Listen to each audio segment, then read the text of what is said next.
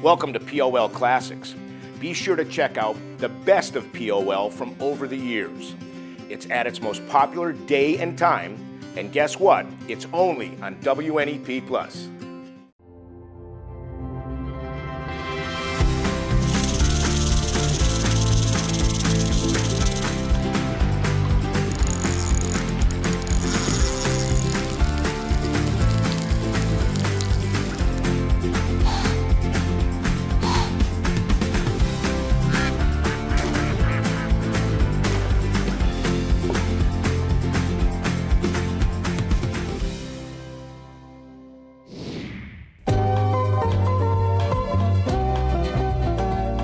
Coming up next on Pennsylvania Outdoor Life, we're checking our bows and arrows, we're trying out a new 3D range, and we'll meet some world-class shooters. The arrows are flying next on Pennsylvania Outdoor Life.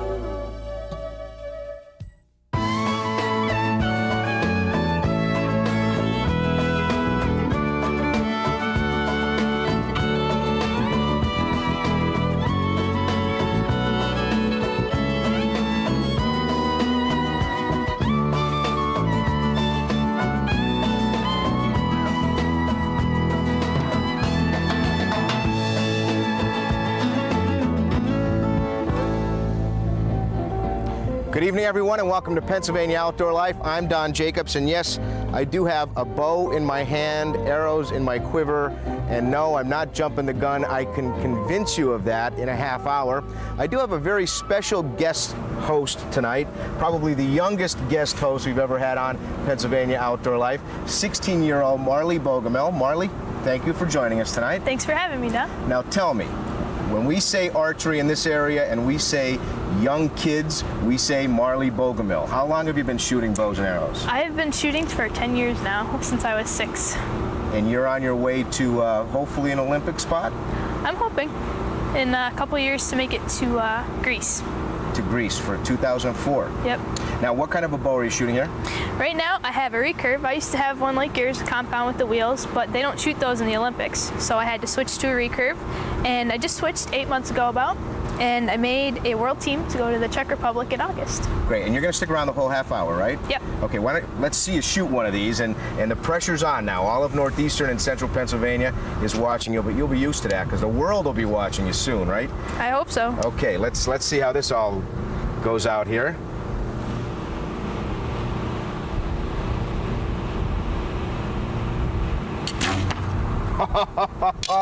Nice, real nice. But you don't do that with broken equipment, with old beat up equipment. You've got to make sure that your equipment is ready to use, and that's exactly what we're going to do now. We're going to check our equipment by going down to Riverside Archery, Susquehanna Avenue in Wyoming, and we're going to hear from Jim Bigliomini. Riverside Archery is an indoor range. We cater to both, target shooters and your hunters with the 3D rapid fire system. It's a real confidence builder. We're also involved in PSAA, which will be holding the 2003 regionals here. And we'd like to get the kids involved in the sport and see it grow. So we have starting a youth program, we do youth classes, and we're looking at starting in a JOAT program in the future. It'll be 2 months before the Pennsylvania archery season. If somebody's got their bow in a closet or under their bed and they want to start shooting, are there things that they should do before they start, whacking at arrows? Oh yeah, as soon as they take the bow out of the case, they want to do a visual inspection. First thing you'd like to inspect is, naturally, the string. That's the first thing you're going to look at. If you look at this string, you'll see it's frayed. Right. It's coming apart. That's not safe. Once the strands start breaking, you're holding a lot of weight with that string. And this cracks when you go to drop back, and that pulls back, you can do some serious damage. Okay. Not only to the bow, but to you also. So that automatically puts a red flag up for you. That's a red flag. Good. Okay. Stop right there. Don't even shoot this bow. Get it to somebody that knows what they're doing. Okay. Get a new string put on it. And then go on after that, you check your serving. Now this serving's coming apart, it's loose, it's pulling apart. Mm-hmm. Okay, that's what holds your nock onto your string, or your arrow onto your string. You don't want that to be loose, it has to be nice and tight. This way you get a good tight clip on your arrow. Okay. So this would have to be replaced. If the string wasn't so frayed, you could just bring it in, we tie your new serving on, no problem, you'd be ready to go. Okay. Next thing you'd like to look at is your cams. Make sure they're not leaning, they're not bent, there's no nicks in the ends. And the serving that goes around the cam is also good and tight. You don't want to see any gaps. So you make sure all the rest of the screws and nuts and bolts and all. Make sure everything's tight. And then you go on, you want to check your arrow rest. Okay, make sure it's tight, the mounting's tight, and your arms are tight. Then you go on, check your quiver, your sights. Okay. All right, make sure everything's good and tight before you get out there, start firing away. Then I'd go on and I'd check my arrows. There's a simple way, a spin tester. You just spin the arrow, it turns true. And then if you take one that's bent and try and spin it, I see. it'll just wobble right off. Okay. Depending on how bad That'll it's definitely not fly straight, right? Right. Here's another example of an arrow that you definitely wouldn't want to shoot. It's what we call a spoon. It's dented in from colliding from another arrow. If you're shooting a real tight group, they bump. This you would not want to shoot. It's unsafe. Here we have a carbon arrow, and the way that you'd like to check one of these is you take it and flex it. And if you listen, you won't hear any crunching. If you hear a crunching, that means some fibers are broke. So that you don't want to shoot. Because if the fibers are broke, you have a potential hazard. Once you have this bow and you have it knocked, the power from the string onto the arrow will actually cause the carbon fibers to shatter. Wow. It doesn't fly warped or anything. It breaks. No, you would never know. You would never know it unless you checked it. Another part on your arrow that you want to check is your nock. You want to make sure it's not chipped or cracked. This way, you have a good lock on to your string. When you take that and put it on the string, you can actually get a nice strong click off of it. I always like to check my release mechanism. You push it forward, it locks, and backward to release. It's easy to do. Piece of metal, in this case an Allen wrench. Clip it around the Allen wrench. Just give it a good tug. You don't want that to open up until you hit that trigger. So you know you're safe. Make sure you got a good backstop and a good target to use. Then you're ready. And your equipment is ready. Right. Then your equipment is safe. Some real good tips there from Jim. Jim, thank you very much. Tell me, Marley, do you spend a lot of time getting your equipment all ready? Yes, we do. Usually, as soon as you put it together, just go over everything and make sure everything's together and it's the way you want it right before you shoot. Well, when we come back, we're going to talk about how important practice is, and I'm sure you know that word, practice. Let's keep practicing. We're going to take a short break, and we'll be right back.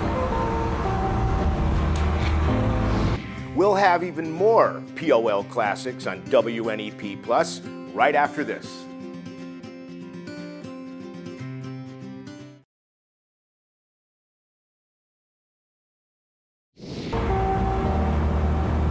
Welcome back to Pennsylvania Outdoor Life. Here with Marley Bogomel, world-class shooter, Olympic hopeful, practicing the recurve. Let's see this one. Oh, it doesn't get any better than that, but that actually happens through a lot of practice. You practice a real lot, don't you? Every day. We shoot about somewhere between 150 and 200 arrows a day. And when you're not shooting arrows, are there other things you're doing to get ready? All the time. Exercises, weight training, and stretching. A lot of stretching.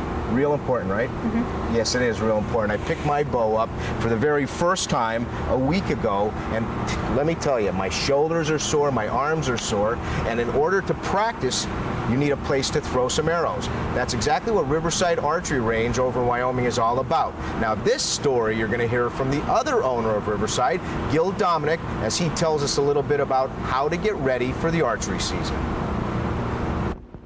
We're an indoor facility where competitive shooters can practice and hunters can practice. We have 20 yards for the paper lanes and 20 yards for the 3D. We're level.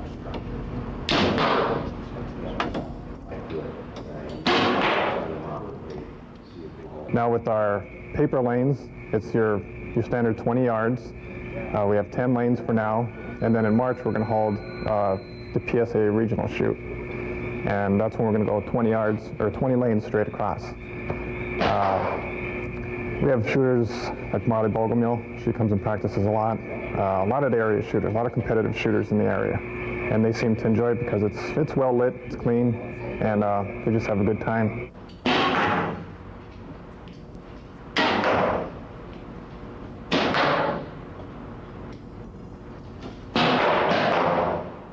Before we recommend anybody shoot the 3D system, we have them come over and shoot the paper, just to make sure their groups are there and they're holding a nice tight group, nice size. Once we feel comfortable and the shooter feels comfortable and they want to shoot the 3D system, we'll move them over to this. And then, because if you do happen to miss, everything over there is real. The rocks are real, the trees are real, just like out in the woods. So what you want to do is make sure you feel comfortable on the paper side first. We were talking about before about making sure your arms are strong and all that. Right. I could tell already that, You'll be using muscles now that you haven't used since last hunting season, so it's good to condition them, get them all ready. So now tomorrow, when you're going, it feels a little different. Now I know what he's talking about. I got to loosen them up, get them ready. Okay, Gil, I feel a little bit better knowing I could hit a paper target now. What's next? Where do we move now? Okay, now we're over at the 3D, the rapid fire system. What's going to happen now is you'll have 6 targets. One's going to pop up at a time. Okay. We're all going to take a shot at that. He'll go back down, another one will pop up. Then after the 6th shot, all the ones that we shot at, they'll pop back up. That's when we'll go down, retrieve our arrows, keep our score, if we want to score. No scores today. Right. Don't be nice to me. Okay. That raccoon might come up first. Or the boar.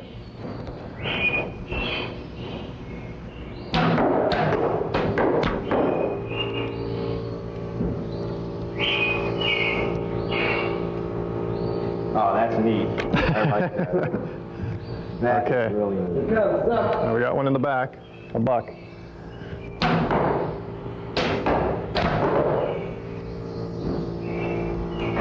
Does the wall count for anything? Maybe an arrow. Actually, we could set the timer on it for anywhere from 3 seconds to 10 seconds. Now, right now it's set on 10 seconds where it'll pop up, you'll take aim, shoot it, it'll go down. Then another one will pop up.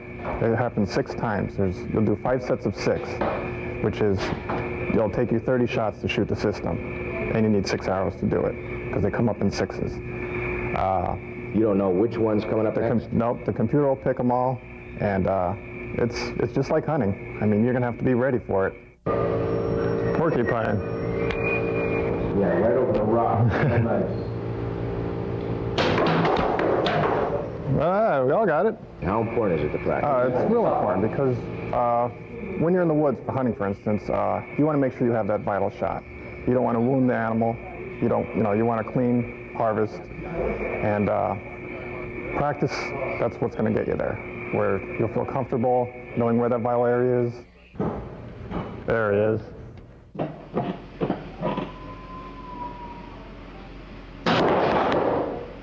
We have it set on 10 seconds for everybody to feel comfortable with it, where they're not punching, they're not hurry up shooting, they're rushing it. But once you're shooting the system for a while, you're out in the woods, you're going to feel comfortable, real comfortable about where your shot's going, your distance. The system is called Rapid Fire, and it's out of a company called Target Dynamics down in the Lancaster area. And now we have the territorial rights for this from Clark Summit to Hazelton. So this is the only system like this in the area. And actually, the guys that have been coming in are just amazed of how it is, what it looks like, and they just have a blast on it. You got to start practicing. You don't want to be out in the woods and have that slammer come by and not be sure of that shot, because you miss that shot, you'll be thinking about him for the next 20 years. It's all confidence, and this system will help you do that. Jim, Gil, good luck with Riverside Archery. That's a heck of a little place over there. They let you practice there, right? Yes, they do. Yeah, so you probably have to thank them, and there's probably a lot of other people behind what it takes to get somebody up, up to your caliber. Who else would you like to thank? Go ahead. I have a couple thank yous to throw out. One to Alpine Optics, Vicki Gardner down there, Diane Gibbs from Sherlock. They've been helping me out with sights, and a big thank you to Rich Bashinsky and the POL Clinic for their continued support. Excellent. And I bet you it takes a lot of time and effort on your half and your whole family too, right? Yep, Okay. we've been chewing up a lot of family time. I bet you have. We're going to take a short break. When we come back, we're going to meet Dad, and we're going to do a little bit more practicing and meet some other kids and have some more fun with archery, so stick around. POL Classic, we'll have much more of it on WNEP Plus right after this.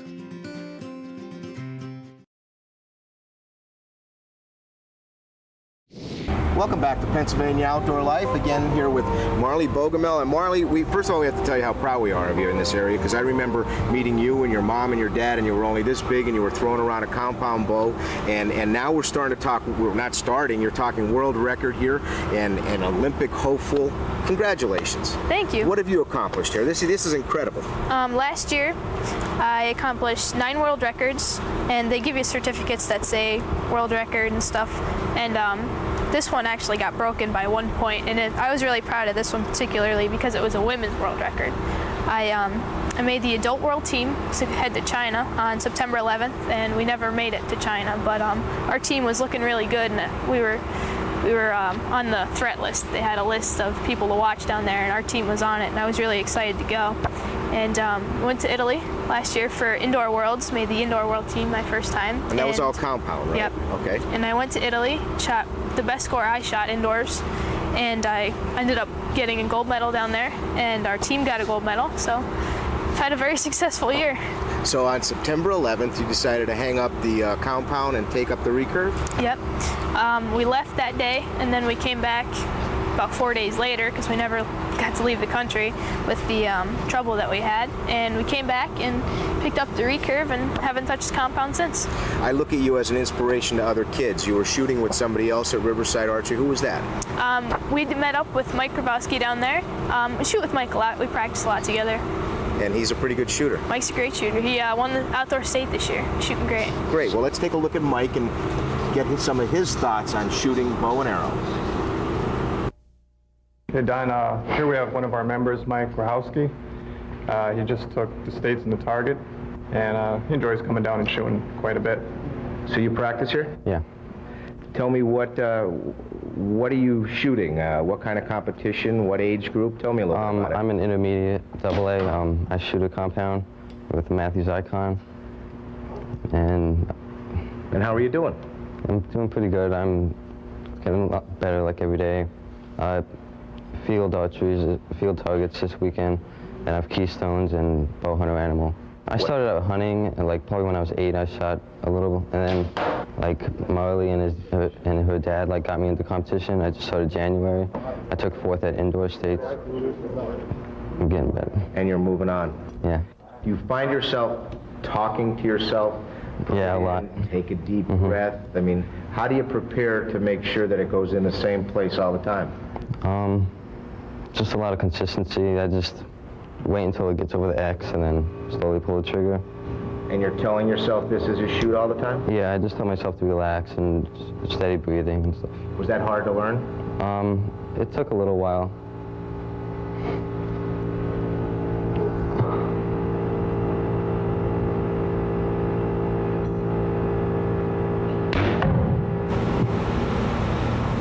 Now we have to get to the brains behind the gold medals and everything else.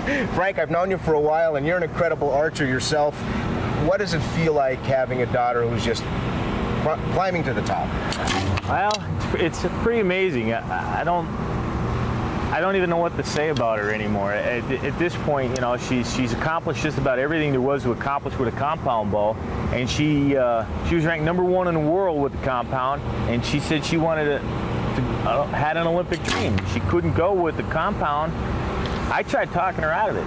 I said, Marls, you're #1 in the world. Why would you want to stop doing what you're doing? She made the commitment to go from #1 in the world to #0 in the world to try to make an Olympic team. And I can't believe it. In less than 8 months, she's made a world team already. Something that's taken most people multiple years to try to accomplish to make a world team. Now I have to mention that I did work with your wife Lois, and between the two of you and your and your son Murph, there has to be a stress on the family when you're running around at competitions, international competitions. What's that like? It's very stressful, but for us, it's so hectic, you turn it just into sheer energy. You don't have a chance to even stop and think about the stress. We're out of the state, if not out of the country, almost 3 weekends a month, year round. So you don't even have a chance to think about it. You're just on the go so much, so fast, it never ends. You're either tuning, working on equipment, traveling, or getting ready to travel. So you don't have a whole lot of time to think about or worry about it. You just find the money and keep on going. August 2nd, you're heading to another country. Where are you going, and what's that all about? We're going to the Czech Republic. It's the Outdoor Junior World Championships. There'll probably be in the vicinity of 45 countries there competing. Wow. And these are strictly the best in every country in the world. And you promised to take pictures and video, and we'll have you guys back on here, I assure you. Good luck to you, and with all the rest of the traveling that you'll be doing. Marley's going to stick around and keep practicing. We're going to take a short break, and when we come back, we're going to have our product demonstration and giveaway, so stick around.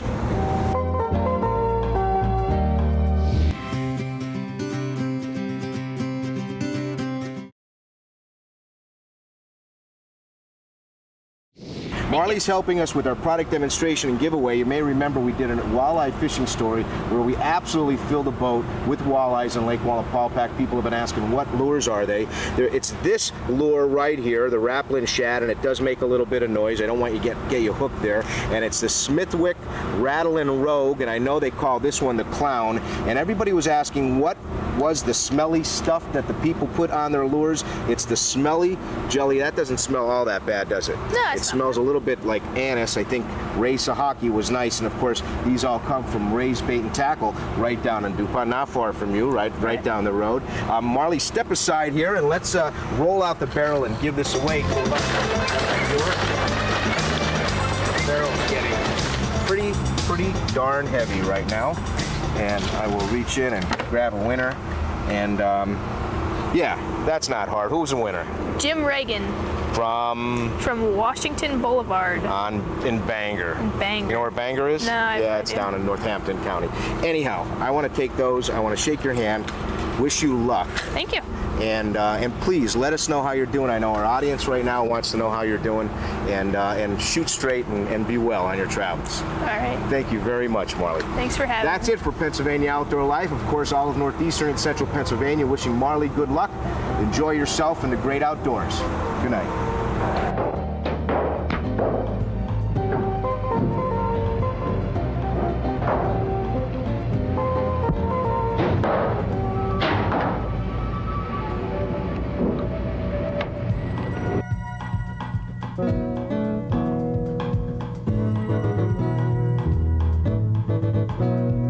Pennsylvania Outdoor Life is a local presentation of WNEP TV. We're proud to serve northeastern and central Pennsylvania.